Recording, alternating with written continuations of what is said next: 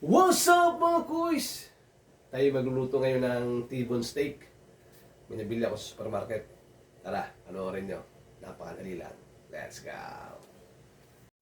Ito, magtitimpla na tayo. Kailangan muna nating i-dry natin yung beef natin. Gagamit tayo ng tissue para mabawasan ng moisture. Tapos season natin to sa salt and pepper. Yun lang, both sides.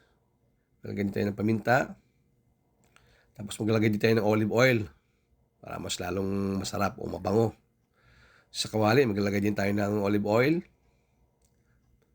Painitin muna natin ito. Pag mainit na, ilagay natin ng ating beef.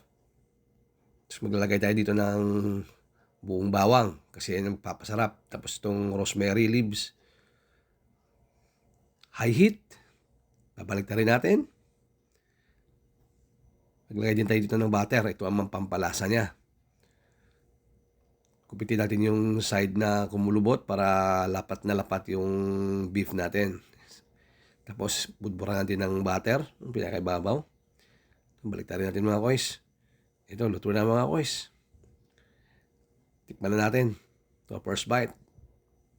Yum, yum. Alright. Rock.